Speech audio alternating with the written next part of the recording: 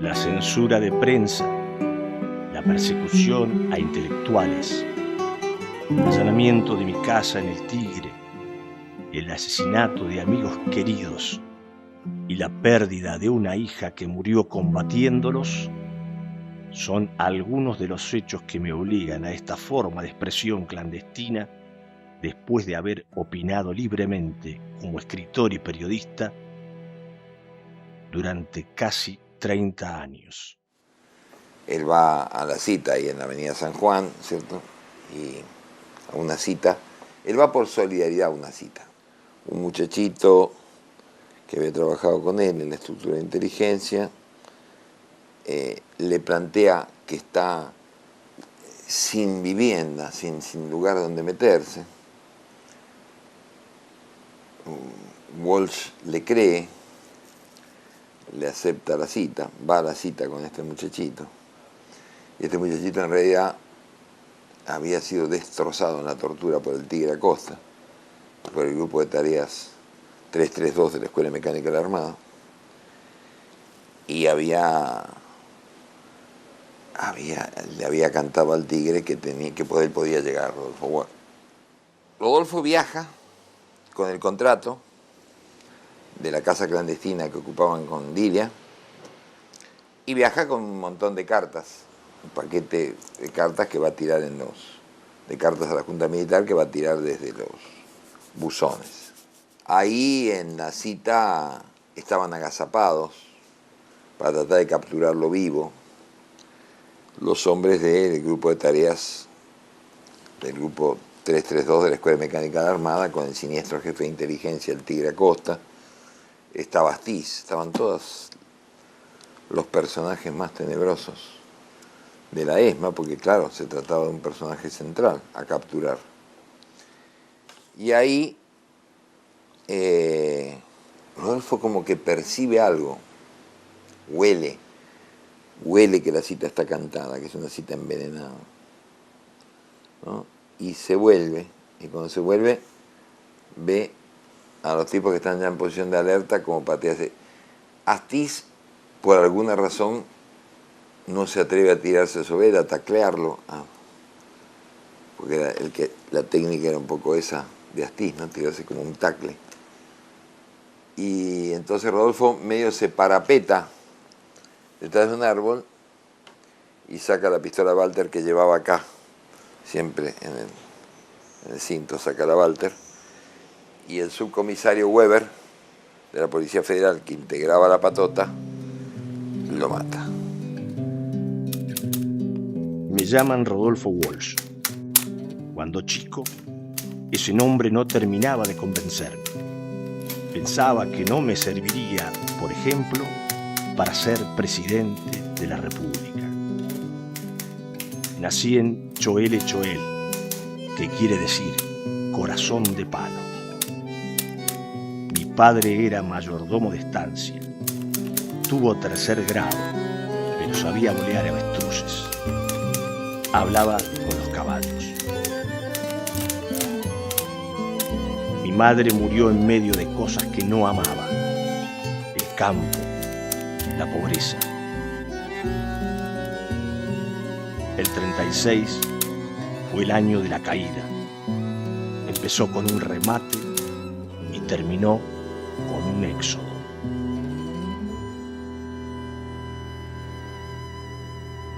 Con Rodolfo tuvimos una relación siendo casi adolescentes, porque nos conocimos en el nacionalismo de los años 40, el año 45, que fue un año tan lleno de sucesos históricos. Pero éramos muy chicos, porque yo tenía 13 años y él tenía 18, de manera que nos conocimos siendo muy jóvenes.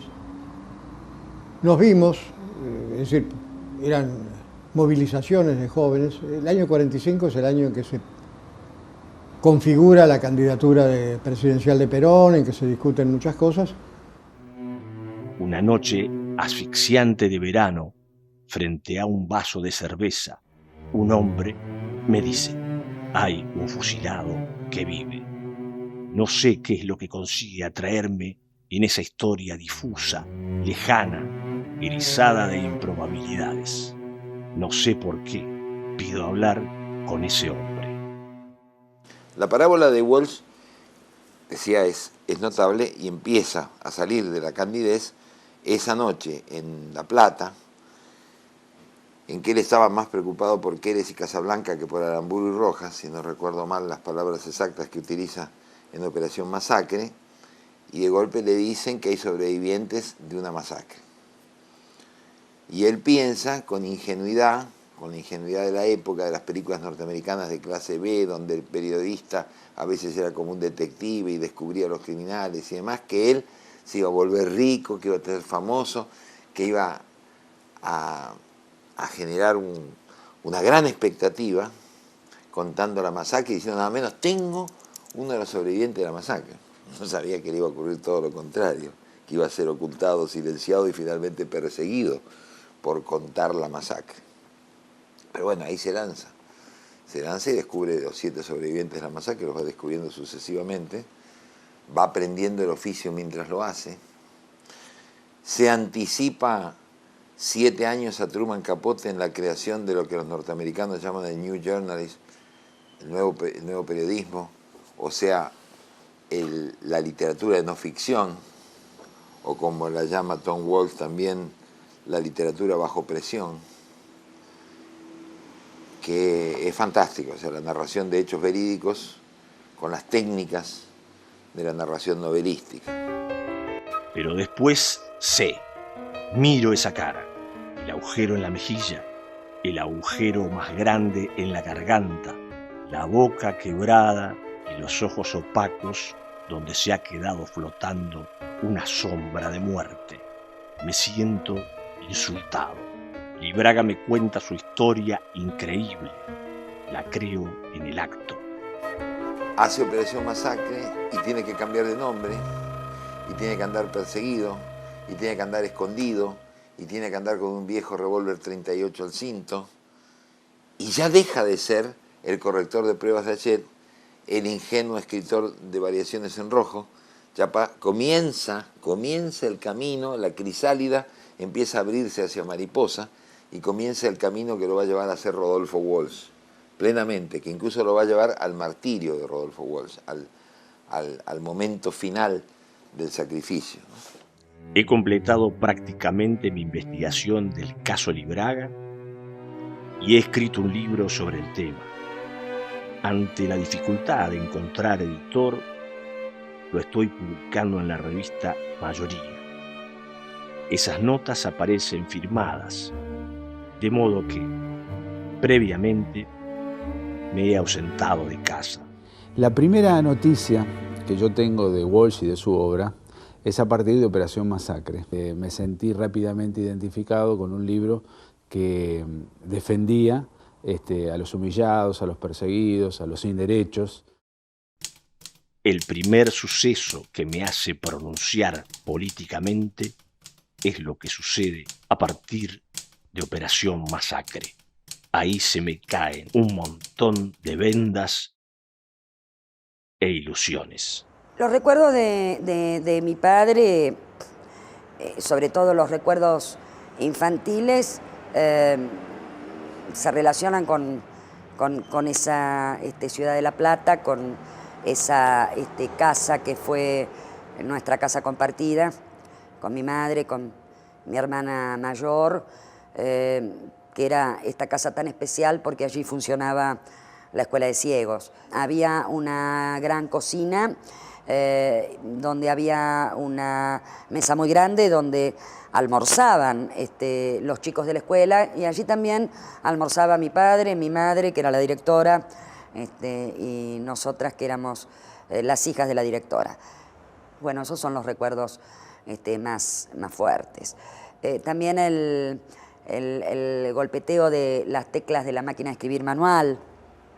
Esto creo que fue el sonido musical que me arrulló a mí cuando era un bebé, porque muchos años más tarde, ya de grande, bueno, descubrí que esto sí era como el sonido de mi infancia. y confirmado por mi madre, que me decía, sí, claro, tu papá trabajaba toda la noche. Y como en realidad teníamos poco espacio en esa casa, que era una casona muy grande, pero mi madre, que era la directora, y mi padre tenían asignados como vivienda familiar nada más que 2 habitaciones. Bueno, en una de esas habitaciones estaba el escritorio de mi padre con la máquina de escribir.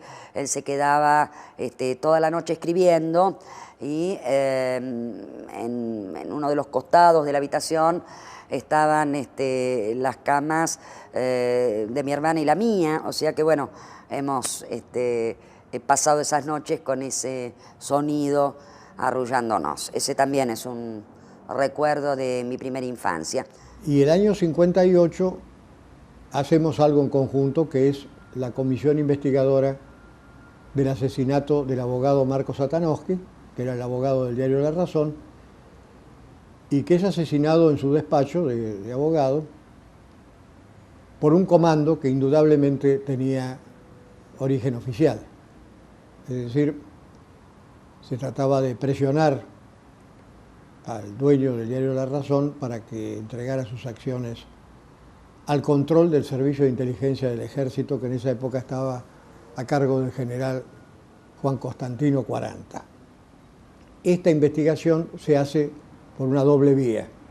Hay una investigación periodística, es decir, personal, que la hace Rodolfo, y una investigación parlamentaria, los autores identificados, pero impunes. En el caso del asesinato de Satanowski estaba prácticamente todo descubierto y sin embargo nunca hubo nadie condenado, a pesar de que se trataba de un abogado importante, de uno de los abogados más importantes de Buenos Aires en esa época. En el año 59 es la Revolución Cubana y bueno, uno de nuestros amigos de la primera juventud, Jorge Massetti, organiza la agencia de noticias Prensa Latina con sede en La Habana. Estábamos en contacto con él, nos veíamos con frecuencia. Sí, en el Café La Paz era nuestro club político, intercambio de información y todo eso. Y en el 59 entonces viajamos a Cuba. Con diferencia de pocos meses viaja él y viajo yo.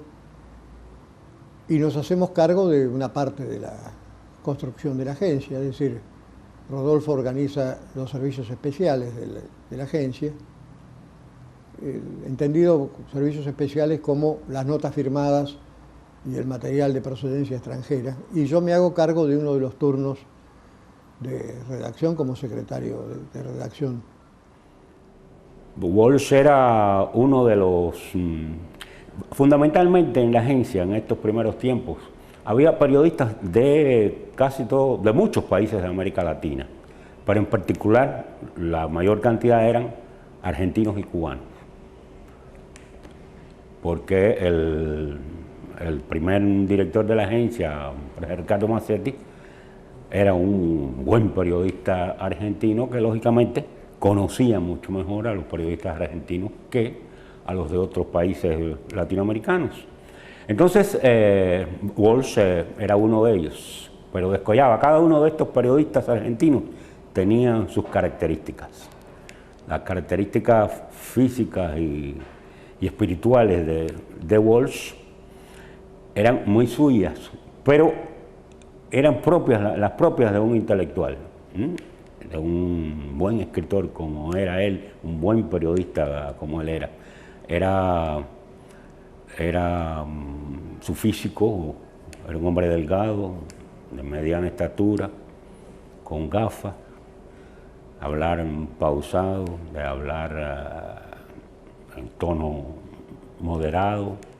Se notaba enseguida que era un hombre poseedor de una gran cultura y sobre todo nos llamaba la atención a nosotros y nos producía curiosidad que ya entonces les había hecho un libro muy conocido en América, que era la Operación Masacre de los desmanes de la dictadura, de una de las dictaduras en Argentina, que verdaderamente había que ser un hombre valiente para escribir algo como eso en un país como Argentina.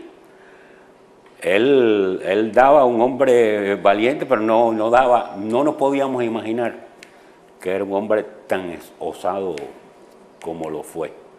Sí conocíamos de que esta no era su única obra literaria, de que era un hombre que en los círculos literarios latinoamericanos era y fue y siguió siendo muy destacado. Pero no podíamos imaginar que llegase a ser casi un hombre de acción. Ese ideal que representa tanto Che Guevara, un intelectual y un hombre de acción que deja un poco al resto de los intelectuales, los deja un poco sorprendidos, ¿no? Entonces, conocer cómo fue después de Prensa Latina el desarrollo de Walsh, por eso resulta un poco sorprendente. Ahí en Prensa Latina se dan cita a personajes sensacionales, los más grandes periodistas de América Latina, bueno, entre otros Gabriel García Márquez, estaba ahí. Y Walsh un día, en Prensa Latina, da un segundo salto hacia convertirse en esa cabeza extraordinaria de la inteligencia revolucionaria, ¿no? Él es como un oficial de inteligencia de la revolución. Es que está mirando los teletipos, donde entran incluso agencias norteamericanas, y viene un cable. García Márquez ha escrito sobre esto una hermosa nota que se llama El escritor que se adelantó a la CIA. Y él saca un cable de la Associated Press que le llama profundamente la atención, que es un cable que viene con columnas de cifras. Entonces se da cuenta, por la reiteración de ciertos números, por la exactitud de las cifras que van de 5 en 5, que evidentemente está en presencia de un código que hay que descifrar. Walsh en ese momento no sabía absolutamente nada de criptografía, nada, cero alás. Pero se comienza a recorrer La Habana, las librerías de viejo, en busca de todos los libros de criptografía que lo pueden ayudar a ver cómo se descifra una clave. Y aprende criptografía de manera autodidacta y descifra el mensaje. Y es un mensaje de la CIA.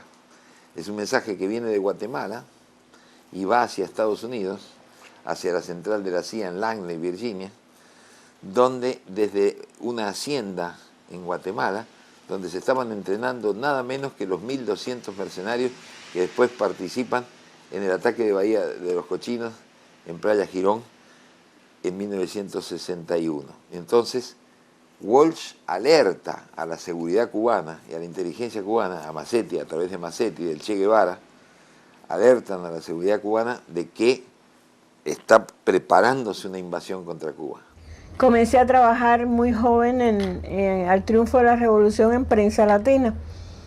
Ahí conocí a Jorge Ricardo Massetti, conocí a Rodolfo Walsh y conocí a la mayoría, a todos los latinoamericanos, los periodistas latinoamericanos que vinieron a colaborar con Prensa Latina. Hoy en día uno lo ve retrospectivamente y lo mismo que los periodistas cubanos, los periodistas latinoamericanos que vinieron a trabajar con Prensa Latina eran los más, llegaron a ser los más reconocidos en este mundo de América Latina.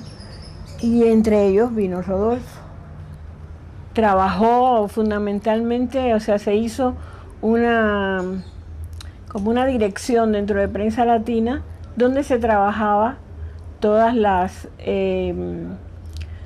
todos eran trabajos especiales, donde había un proceso investigativo previo y de ese proceso investigativo después se conformaba el producto que se enviaba a las agencias, que Walsh logró a través de toda la información que recibía de toda América Latina, descubrir que las tropas que se estaban preparando para venir a la invasión de Girón eran en Guatemala. Logra descubrir toda la criptografía que se utilizaba entre la CIA, Retauleu se llamaba la zona de Guatemala donde estaba. Y a través del trabajo que hace Rodolfo Walsh, en Cuba se sabe lo que están hablando entre la CIA y entre las tropas que se están preparando para venir a invadir Cuba. Yo conocí a Rodolfo Walsh en el año 1959 en la Fundación de Prensa Latina. Él y yo estuvimos entre esos fundadores que comenzamos a trabajar incluso algunos meses antes de que la agencia lanzara sus primeros despachos para ser transmitidos. Me llamaba la atención, por ejemplo, las reuniones, los consejos de dirección, las intervenciones que hacía Walsh eran muy finas, eran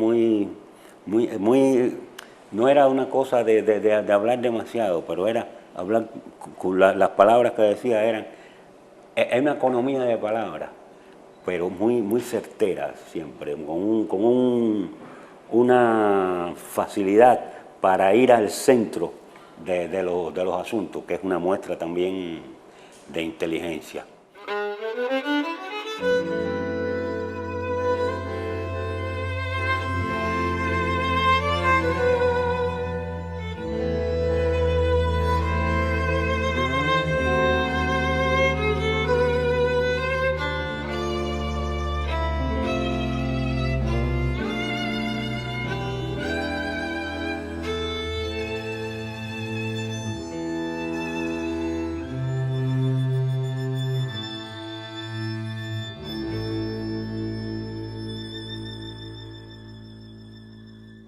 Creo que la primera vez que estuvimos juntos, así con tiempo para charlar, para compartir, fue en Cuba, hace ya unos cuantos años. Coincidimos los dos como jurados de Casa de las Américas. No me acuerdo en qué año fue eso, debe haber sido, ponerle, cerca del 70, por ahí. Y nos entendimos muy bien. Veníamos caminando caminos parecidos. Y a los dos se nos ocurrió la misma idea. Queríamos ir a ver una fábrica de tabaco. Queríamos ver cómo se hacían los habanos. Y entonces pedimos los dos. A los demás no les interesó mucho el asunto, de modo que éramos nosotros dos nomás. Pedimos para ir a ver cómo se hacían los habanos. Conocíamos ya las mentas, ¿no? de lo que se contaba del asunto. Y ahí fuimos a una planta de creación de habanos, todos estos magos del tabaco trabajando contra el muslo, y nos encontramos con que estaban leyendo Operación Masacre, porque hay una vieja tradición cubana que yo sepa yo no la he visto en ningún otro lugar del mundo, que viene de los viejos tiempos coloniales, según la cual las plantas de tabaco tienen un lector, o sea, un tipo que está ahí arriba, sentado en algo así como un pupitre, y lee un libro para todos los obreros que están trabajando, armando los mejores habanos del mundo. Y yo no sé, ellos dicen que fue casualidad, yo creo que no, que supieron que iba Rodolfo, y entonces justo el libro que estaban leyendo era Operación Masacre, pero el hecho es que entramos los dos y escuchamos, digo, ahí hay alguien leyendo. Sí. Y Rodolfo, que era muy guardado, era un hombre de emociones contenidas en la prosa y en la vida, por escrito y por vivido, se emocionó. De modo que lo primero que te podría decir que recuerdo de él es un raro acto de emoción que lo desbordó. Estaba claramente tocado. Mi padre vive en la ciudad de Buenos Aires y bueno, nos vemos los fines de semana, pasamos los veraneos juntos en la Casa del Tigre. Ya cuando yo tengo 15 años, mi padre está fundando el periódico de la CGT Los Argentinos. Yo sigo viviendo en la ciudad de La Plata, pero una vez por semana voy a la CGT en la calle Paseo Colón. Trabajo en una pequeña oficinita de la Federación Gráfica junto con Milton Roberts, un periodista que todos quisimos mucho, que falleció de enfermedad. Se fue siendo una persona muy joven y muy querida. Y con Milton Roberts, yo que tenía 15 años, y otros jóvenes que también colaborábamos, hacíamos la distribución del periódico de la CGT de los Argentinos. Todo se hacía manualmente, escribíamos a máquina unas etiquetitas que le pegábamos una por una a los periódicos, que eran las direcciones. Ese periódico se mandaba a todas partes, y entonces, bueno, todo el trabajo de enrollarlos y de ponerles la dirección, para hacer, bueno, lo que hoy llamamos un mailing. Eso era manual, llevaba mucho tiempo y lo hacíamos con muchísimo entusiasmo. Esa también fue una experiencia donde yo lo veo a mi padre cambiar. Él mismo lo va a contar en sus escritos personales, en su diario íntimo, cómo lo transforma la experiencia de la CGT de los Argentinos, fundar un periódico para una central de trabajadores, cómo lo marca esto en el oficio que él llamó el violento oficio de escribir, cómo se escribe para los trabajadores. El periódico de la CGT de los Argentinos, la verdad que si uno relee esos ejemplares, allí nos encontramos con las campañas que él desarrolla. La secta del Gatillo Alegre, hoy se llama Gatillo Fácil en la Argentina, pero allí está la secta del Gatillo Alegre, que bueno, hoy ya todos nos imaginamos qué significa. La secta de la mano en la lata, todos nos damos cuenta hoy qué significa la mano en la lata. La primera denuncia, ya en el año 69, sobre un asesino que se llamaba Echecolás. Bueno, las tareas de inteligencia son muy variadas y muy amplias. Son desde apoyo a lo operativo, ¿no es cierto? O sea, de hacer inteligencia respecto de un objetivo determinado, de una acción militar que se va a desarrollar, hasta la inteligencia de carácter, esa sería de carácter táctico, esta que estamos señalando, y otra de carácter estratégico, que es ver los lineamientos generales de cómo se mueve la represión, de cómo se mueve el enemigo, etcétera, etcétera. En el 25 de mayo de 1973, efectivamente, cuando todos nosotros estábamos festejando en la Plaza de Mayo, dentro de la Casa Rosada, la asunción del gobierno popular presidido por el doctor Héctor Cámpora, Rodolfo estaba con su radio con la que interfería las ondas policiales, viendo realmente cómo se estaban moviendo, si había posibilidades de un golpe, cómo se movían las fuerzas militares, cómo se movían las fuerzas policiales, sobre todo a través de la red policial, checando todo esto, ¿no es cierto?, hasta el final en la noche. En la noche estuvimos juntos en la liberación de los presos políticos, fuimos en una renoleta toda picada al techo que yo tenía, con mi compañera Silvia, con su compañera Lidia, no recuerdo si había alguien más, porque esa renoleta a veces parecía de goma y se me llenaba de gente. Y estuvimos cuando ya habían sido liberados los combatientes, estuvimos con Paco Urondo, que salía de la cárcel, que era nuestro querido compañero que había caído preso poco antes, había caído preso en febrero, del 73, y que esa misma noche, no lo sabíamos todavía, había estado grabando una larga entrevista a los sobrevivientes de Trelew, que después se publicaría como libro con el título de La Patria Fusilada. Y en los años 68, 69 es cuando se produce el acercamiento con Perón de parte de Rodolfo.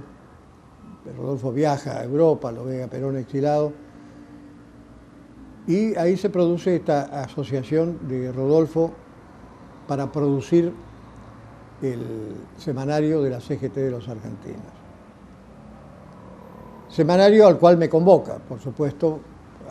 Teníamos la idea de que compartíamos iniciativas riesgosas y poco productivas en el terreno personal, porque la verdad es que ahí hicimos periodismo profesional, pero en condiciones no profesionales. Todos teníamos algún trabajo del cual vivíamos y ahí se hizo el periódico de la CGT de los Argentinos con Horacio Brevisky, Rodolfo, Hipólito Solari Irigoyen. Fue una linda experiencia, se hicieron 50 ediciones legales y 5 ediciones clandestinas, y ahí se publicó como folletín ¿Quién mató a Rosendo?, que es otra gran demostración de cómo la prosa periodística embellecida por un gran escritor se puede leer en cualquier época. En esa época todo el mundo sabía quién era Rosendo, hoy casi nadie sabe, pero se lee igual. Ya estamos hablando de quién mató a Rosendo, se refiere a Rosendo García, que era un dirigente sindical de peso mediano, de peso medio, de la UOM, de la Unión Obrera Metalúrgica, y que era una especie de protegido o hombre con futuro dentro de esa organización sindical y directamente relacionado con Augusto Timoteo Bandor, que era uno de los líderes sindicales, también caracterizado como burócrata sindical en esa época. Dos grupos de peronistas enfrentados entre ellos, que se podían denominar por un lado burócratas y de derecha y por otro lado sindicalistas y revolucionarios, coinciden en una confitería tomando algo, por supuesto en mesas separadas, y cuando se reconocen mutuamente hay como un conato de agresión, peleas, y termina en un tiroteo brutal donde hay 3 muertos. Uno de ellos Rosendo García y los otros 2 del bando de peronistas revolucionarios. Las primeras informaciones de los diarios que escriben en cadena, todos escriben exactamente lo mismo, como se transmite en cadena, bueno, en este caso escribían en cadena, dando a entender de que los disparos habían surgido del grupo, que los agresores habían sido los del peronismo revolucionario. Rodolfo Walsh se toma el trabajo de investigar, de ir al lugar de los hechos, de hacer planos geométricos y planográficos, etcétera, y concluye, y además, por supuesto, entrevista a sobrevivientes de la pelea, y llega a la conclusión de que Rosendo García había sido abatido de un disparo, es cierto, pero que ese disparo había salido de la misma mesa donde estaba él, que además había sido el grupo agresor. Hacia fines de la década del 60, cuando papá empieza a contarnos de su militancia en el peronismo de base, de los Villaflor, de la relación de admiración que tiene con el negro Villaflor, también víctima de la última dictadura militar, y sobre todo las historias de trabajadores que a él lo impresionaban tanto. La historia de Blajakis, de Salazar, a quienes les dedica el que mató a Rosendo, su enojo con la burocracia sindical. Cuando 40.000 hombres y mujeres salen a la calle, en Córdoba, un héroe es cualquiera. Nuestras clases dominantes han procurado siempre que los trabajadores no tengan historia, no tengan doctrina, no tengan héroes ni mártires.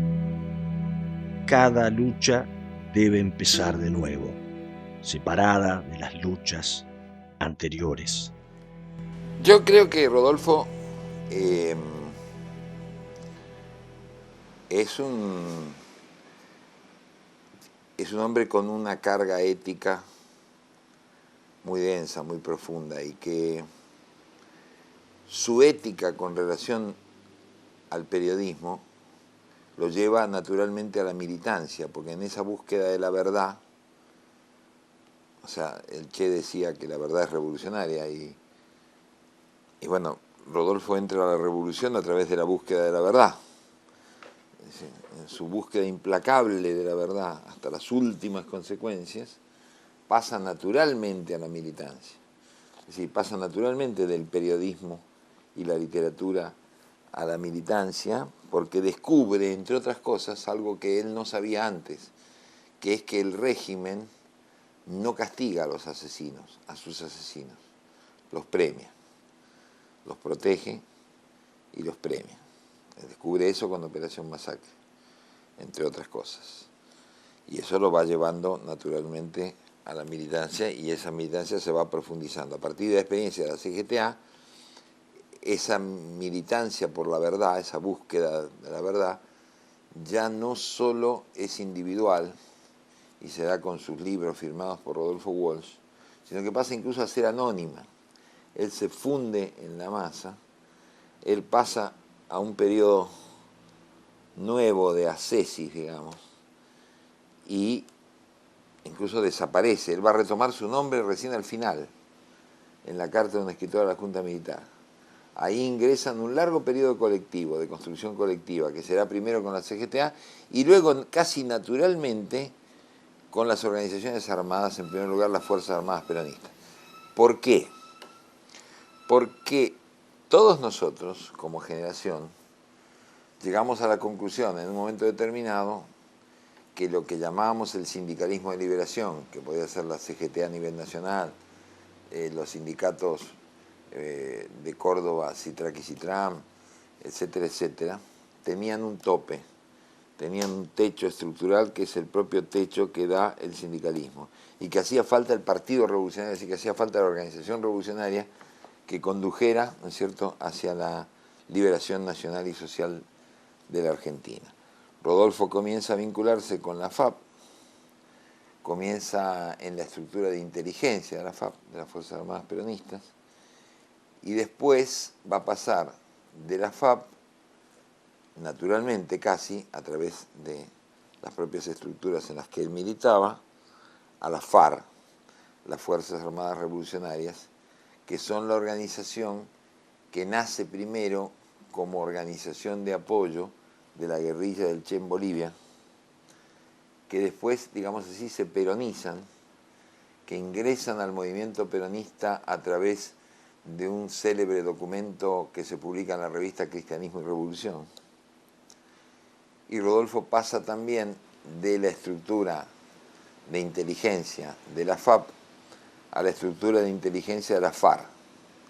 Y de allí, cuando la FARC se fusionen con Montoneros dentro de una organización más amplia que pasa a llamarse Montoneros, a la estructura de inteligencia de Montoneros. Es decir, hace todo un tránsito por las estructuras de inteligencia de estas tres organizaciones revolucionarias, ¿no es cierto? Mi padre era un hombre que hablaba poco, era un hombre de pocas palabras. Era un hombre que escribía, o sea que en realidad él tenía, y esto lo reconocía, dificultades para la conversación. O sea que estar con él, compartir la vida familiar con él, implicaba estar cerca de un hombre que siempre escuchaba muchísimo más de lo que decía. Él decía poco. Por supuesto, los recuerdos tienen que ver con él en distintas circunstancias, pero siempre pendiente de su propia escritura. O sea, su máquina de escribir ocupaba un lugar central de cualquier lugar que él habitara, y siempre había algún texto, alguna hoja en la máquina de escribir que estuviera por la mitad. O sea que creo que mi hermana y yo crecimos comprendiendo que el ejercicio de la conversación con papá era que papá escuchaba. Mi hermana y yo hablábamos. Ahora, él tenía gran interés por lo que tanto Vicky como yo le contábamos, y la relación familiar fue siempre muy intensa, muy afectuosa, muy, diría yo, comunicativa, porque a pesar de que, insisto, papá hablaba poco, él permanentemente nos preguntaba qué hacíamos, qué pensábamos, qué queríamos, qué necesitábamos, y esto daba lugar a debates muy intensos. Ahora hay que vivir una vida más racional, pensando que todo esto va a durar 10 años 20 años, hasta que uno se muera, y que yo no soy el héroe de la historieta, sino uno más, alguien que pone un poco el hombro todos los días y cuando es necesario pone algo más. Pero teniendo en cuenta que debo y puedo también actuar en otro terreno, sin enceguecerme en la pura acción. Debo pensar sin retroceder y volver a pensar. En los 9 meses de existencia, Noticias, eso pasó de esos 6.000, 8.000 ejemplares iniciales a 150.000 diarios y a convertirse realmente en una referencia tanto para militantes como para simpatizantes, como para mucha gente de la clase trabajadora, y fue una enorme alegría para los que a veces viajábamos en los trenes hacia zonas populares, ver que ya los trabajadores no leían solo crónica, sino que aparecían muchas noticias ahí, compitiendo. Rodolfo, que era, digamos, el más famoso de todos nosotros, y como decía Berbisky, el que mejor dominaba el instrumento, que era el español, tuvo una inmensa humildad en Noticias. Él fue jefe de la sección policial y hizo realmente una sección policial de lujo. Pero además, él fue maestro de los jóvenes reporteros y redactores que tenía a cargo. Y recuerdo que la madrugada que vino a clausurarlo el comisario Villar, entró cargado de granadas, con la ametralladora en la mano, al grito de ¿dónde está el escritorio de Rodolfo Walsh? Como si ese escritorio, el escritorio mágicamente produjera las investigaciones de Rodolfo. No sé qué esperaba encontrar en el escritorio de Walsh, pero evidentemente lo poco que encontró lo decepcionó mucho, se enfureció bastante porque no era lo que él esperaba de manera fetichista encontrar el comisario. Ahora, eso marca quién era Rodolfo Walsh. Que también Rodolfo peleó para que se reconociera el periodismo como un género literario. O sea, y en eso, por eso creo que nos entendimos los dos, porque andábamos peleando por cosas muy parecidas, dentro y fuera de la literatura, no solo en la literatura, pero también en ella, peleando por contra, ¿cómo te diría?, la humillación del periodismo como un género subalterno, condenado a sobrevivir de mala manera en los suburbios de las bellas letras, en cuyo altar resplandecía la imagen divina de los poetas, de los hacedores de la alta literatura. Y Rodolfo, con su ejemplo, demostró, fue uno de los que mejor demostró, otros lo habían hecho antes ya, que el periodismo puede ser, y es de hecho, un género literario. Literatura es el conjunto de mensajes que emite una sociedad, mensajes escritos que emite una sociedad, tengan la forma que tengan la forma de artículo, de libro, de novela, de cuento, de crónica, de lo que sea. Rodolfo fue un gran escritor no solo en sus espléndidos relatos, no solo en sus obras de teatro, estupendas también, sino además en sus crónicas, en sus artículos, en su trabajo de denuncia periodística, que tuvo y sigue teniendo el más alto nivel. Claro, había que hacer células, 10, 12, 15 células que hicieran prensa para el movimiento, o sea, que fueran tirando nuestra posición en el movimiento de masas y fueran estableciendo una resistencia frente a la dictadura, que fuéramos socializando, ampliando una prensa de la resistencia, es decir, una prensa no de grandes aparatos, no una prensa legal. Y de esto él naturalmente desemboca en Ancla, en la agencia clandestina de noticias, y no solo en Ancla, sino en otra más que habían hecho paralela, que era también, y en algunos trabajos de investigación, como el primer trabajo sobre la ESMA, sobre la Escuela Mecánica de la Armada, que escribe el propio Rodolfo, con información muy buena, digamos, ya muy tempranamente, digamos, en 1976, él hace un informe sobre lo que ocurre en la ESMA importantísimo. A partir de junio, julio de 1976, cuando ya la represión es más violenta, inclusive algunos de los periodistas de Ancla son secuestrados, desaparecidos, él sigue con con otra agencia que se va a llamar Cadena Informativa, que dura hasta 2 años, inclusive sin él, con él ya muerto, que también con la misma manera de reclutar y juntar las noticias y tratando de que llegara a la mayor cantidad de lectores posibles. Con el mínimo material, con la mínima infraestructura, logra realmente denunciar a la dictadura más sangrienta que hubo en este país.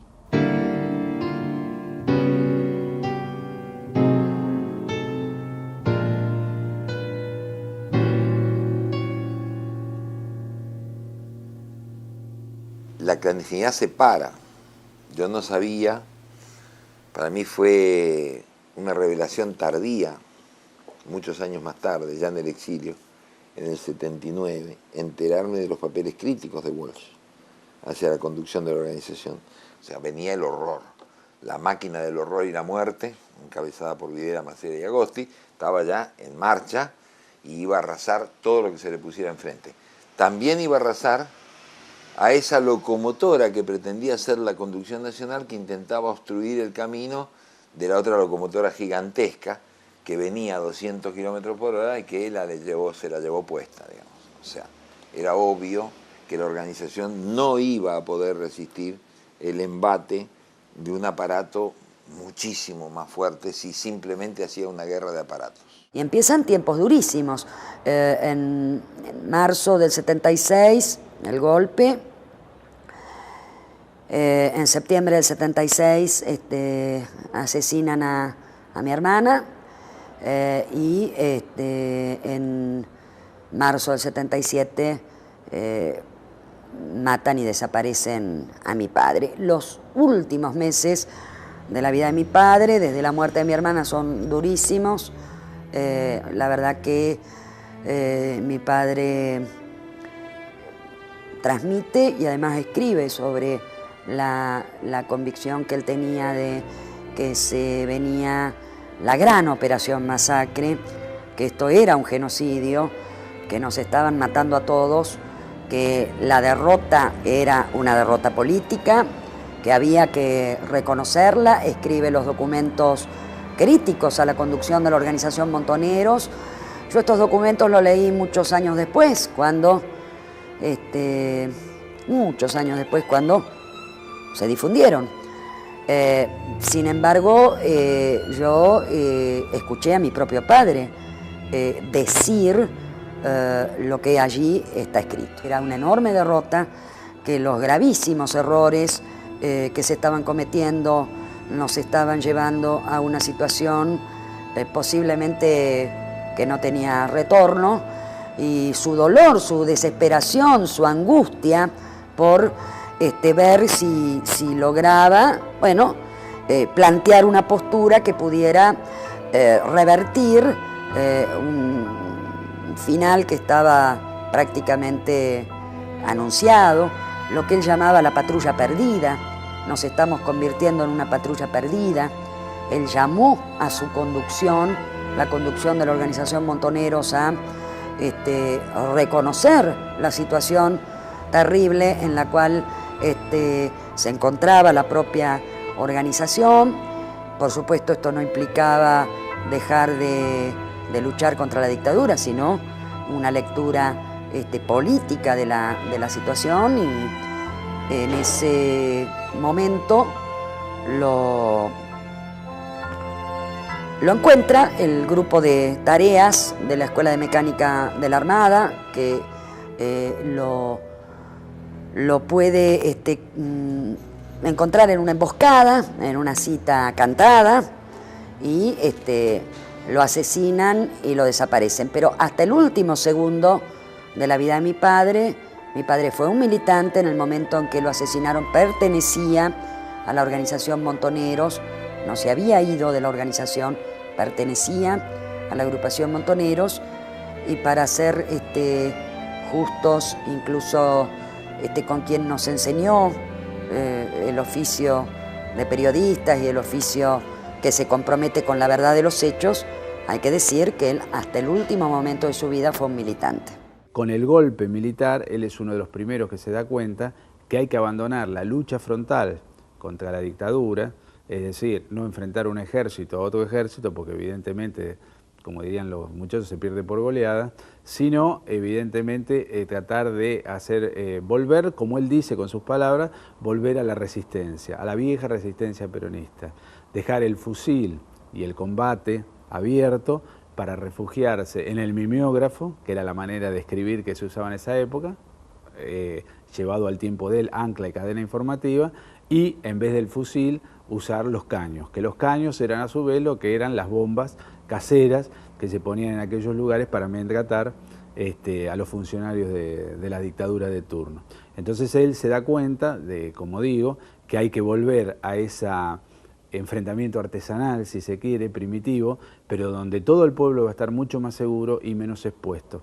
Porque también decía en uno de los escritos que tiene con la Conducción Nacional Montonera, que el pueblo, instintivamente, cuando pisa un terreno desconocido, se repliega a lo conocido. Y en la lucha y en el combate, lo conocido era la resistencia peronista, y no como se pretendía en ese momento, una lucha guerrillera general. El 24 de marzo de 1976 derrocaron ustedes a un gobierno del que formaban parte, a cuyo desprestigio contribuyeron como ejecutores de su política represiva y cuyo término estaba señalado por elecciones convocadas para 9 meses más tarde. Sí, yo estoy seguro de que, por lo que supe de él, las veces que lo vi, las veces que lo encontré, las veces que compartimos algunos cafecitos, algunos vinitos, algunas palabritas, algunos silencitos, que los silencitos también tienen mucho que decir. Estoy seguro de que si él estuviera acá ahora escuchándome, se pondría colorado como un tomate y sin duda muy incómodo. Enseguida tragaría saliva, tosería, trataría de irse. Si yo digo que en algo muy importante Rodolfo y el Che se parecían, y es en la identidad de la palabra y el acto. O sea, yo creo que el Che se ha ganado el lugar que ocupa en la cabeza y en el corazón de tanta gente joven, porque en él ocurrió este raro milagro del encuentro de la palabra y el acto. La palabra y el acto, por lo menos en América Latina, y sospecho que en el mundo entero, andan siempre divorciados, ni siquiera se conocen. No es que no se encuentren con frecuencia, es que nunca se vieron. Entonces, claro, cuando por accidente se encuentran, ni se saludan. Y hay algunos seres humanos en los que la palabra y el acto se encuentran, coinciden. El milagro ocurre, como ocurrió con el Che. Esta creo que es la raíz de su altísimo prestigio. ¿Por qué el Che Guevara ha sido un hombre, y sigue siendo un hombre capaz de seguir naciendo? ¿Por qué sigue siendo un porfiado nacedor? Porque yo creo que él hizo lo que decía y dijo lo que pensaba. Y esta es una cosa que debería de ser muy frecuente, pero que es rarísima. Y Rodolfo Walsh fue también un hombre así. Creo que él fue siempre consecuente hasta en lo que probablemente fueron sus errores. Yo no lo sé, no soy quien para juzgar a nadie, menos a Rodolfo, que fue mi amigo y también mi maestro. Pero siempre fue consecuente, digo. Él no vivió mentido ni mintiendo. No usó ninguna mascarita para andar por ahí. El secreto militar de los procedimientos convierte a la mayoría de las detenciones en secuestros que permiten la tortura sin límite y fusilamientos sin juicio. Y Rodolfo trabajó por la verdad, sabiendo que la verdad no es una, nunca, sino que hay tantas verdades posibles como los ojos que las miran, como las vidas que las vivieron, ¿no? Y que todos tenemos nuestra manera de vivir, de sentir las experiencias, pero sabiendo también que en esto hay que separar la paja del grano y que nos han mentido mucho y que es hora de empezar a recuperar las cosas como son o como por lo menos hemos sentido que fueron, ¿no? Que seamos honestos a la hora de vivirlas y que seamos honestos a la hora de transmitirlas.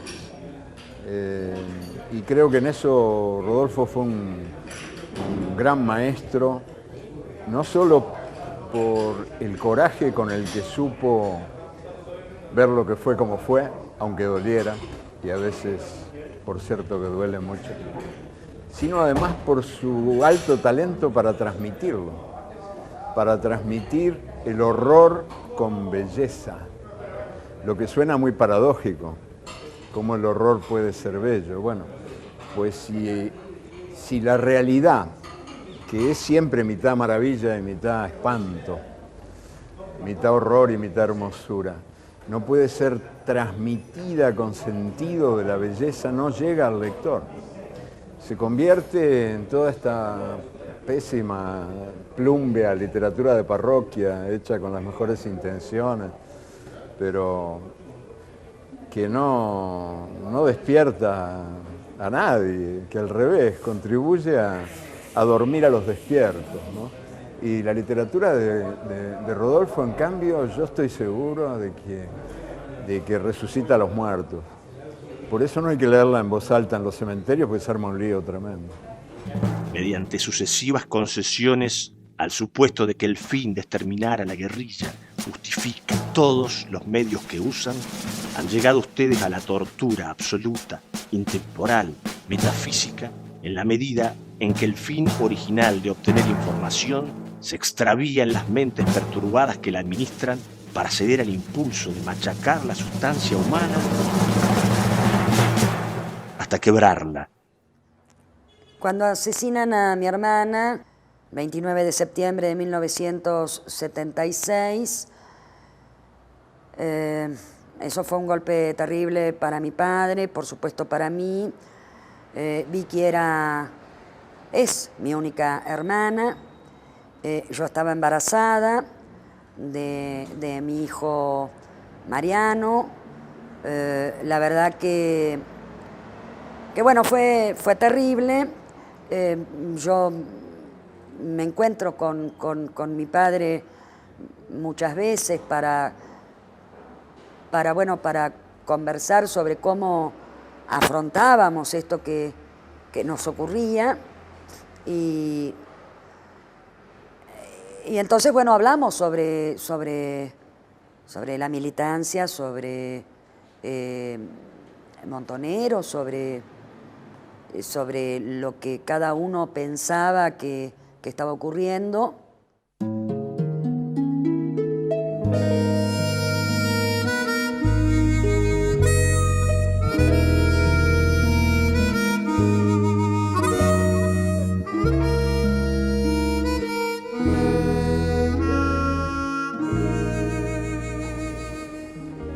Rodolfo eligió en las palabras que escribió, en la vida que vivió, eligió un camino difícil. Eligió ese camino de la comunión de la palabra y el acto, ese camino de la identidad entre su compromiso social, su compromiso con los demás, eso que llaman compromiso político, que es una palabra dudosa, pero bueno, entre su compromiso político y su tarea creadora.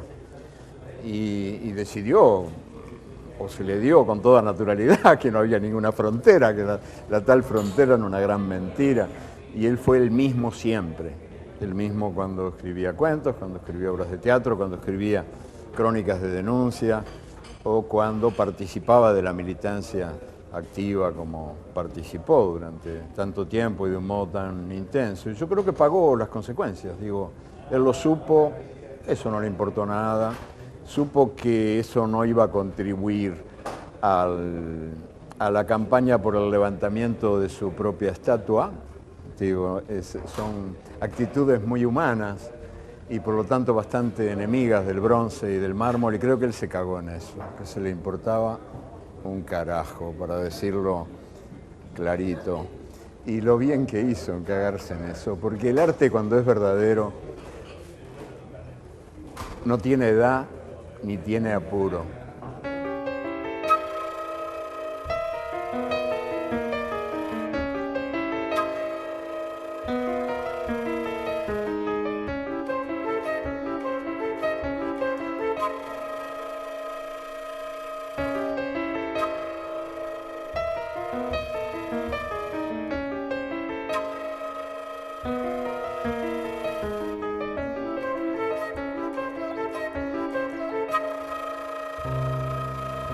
Pero a mí no me sorprendió, por ejemplo, haberme enterado muchos años después de su secuestro de que había peleado hasta la muerte. Siempre pensé que él lo haría, ¿no? Que él no se entregaría. Siempre supe que Rodolfo era íntegro de pies a cabeza. Eso lo supe siempre. Rodolfo fue un hombre en la plena extensión de la palabra, que no fue seducido por la victoria, ni deprimido o acobardado por la derrota, fiel a sí mismo y a lo que él dijo en la carta a la Junta Militar en el final, fiel a la obligación que se autoimpuso de dar testimonio en tiempos difíciles.